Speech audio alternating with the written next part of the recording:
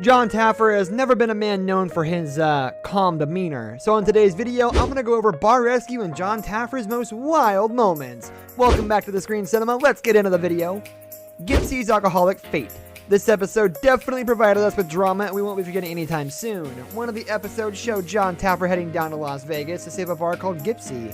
Upon arriving there, Taffer decided to remodel it and give the look of a modern hipster bar that he thought would attract larger crowds. However, this would all have worked if the owner of the bar had been interested in saving the place himself. Unfortunately, the guy who owned the bar was an alcoholic who missed the opening, and as you can imagine, a huge argument erupted between the owner and Taffer. Jon decided to leave the place in anger because he did not want to waste his time or efforts, and the crew went back home. 2 months later, it was revealed that the bar had actually been demolished sometime after Jon left because the bar went bankrupt. If only Taffer could fix alcoholics too. They deserved it. Yeah. I say nobody deserves your abuse.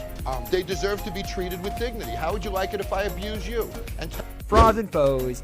Technically speaking, Taffer does not have a formal degree on training when it comes to running a business, but his creative style and pragmatic approach towards investment has earned him a name in the bar industry. But we all know sometimes even the smartest people can be tricked into lies and schemes.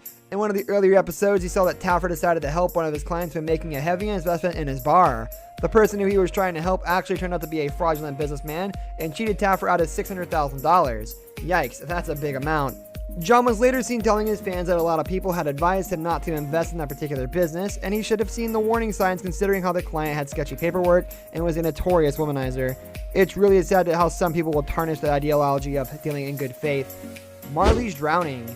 We all know how lucrative beachside bars can be considering how many people come down to the sea to party with their friends on vacations. Along the shoreline was a bar named Marley's by the Beach, which was on the verge of bankruptcy when Jon and his crew came along to save it. Taffer suggested a number of changes, such as remodeling the restaurant to a tiki-style theme, as well as changing the name. Jon believed that this would turn Marley's into one-of-a-kind bar on the beach, and this would attract new customers. Sadly, even the bar magician couldn't help this place. The owner was revealed to be an extremely stubborn man who did not approve of any of the changes, and this ensued a really dramatic fight between the two men on live television. This really became a wild moment for the viewers because the bar was later shut down, and Taffer made an episode on it as a warning to show how owners should be more welcoming to change. The name game. This episode aired in the first season of Bar Rescue when Jon was still trying to establish his services in the industry. Therefore, he tried to start with a small bar in Philadelphia that was trying really hard to compete with the other bars in the street and were in need of a little counseling. Upon arrival, Joe suggested minor changes like changing the name from Swanky Bubbles to Sheer Philly, as well as getting some new furniture to give the bar a fresher look. All was going well, and the owners seemed to be genuinely thankful for Taffer's help until the crew left. After that, the owner was actually shown ridiculing Joe and his advice and reversing all the changes that Taffer had made, including the name. The next episode showed how upset and demotivated Joe was, thinking how he wasn't a good advisor, until it was found that the bar failed to stay afloat and was taken over by the owner of a chain restaurant. We have all heard about karma, but the owner of Swanky Bubbles really experienced it firsthand. Pro bono backfiring.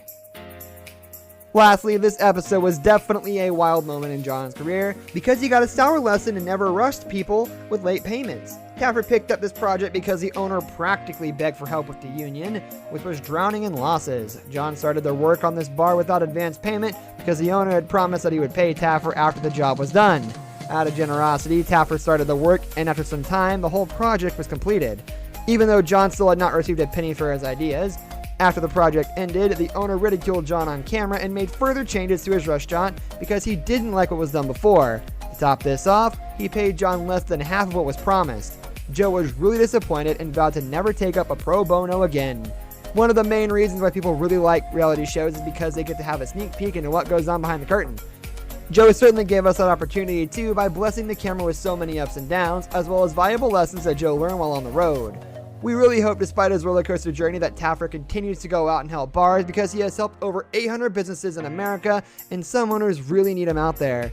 This brings us to the end of our video. I hope you enjoyed it. Hit like if you did, and don't forget to subscribe to our channel so you don't miss out on any of our videos in the future. Also, watch the 2 videos that are on your screen because I'm sure you'll love them. With that, I'll see you in the next video. Goodbye.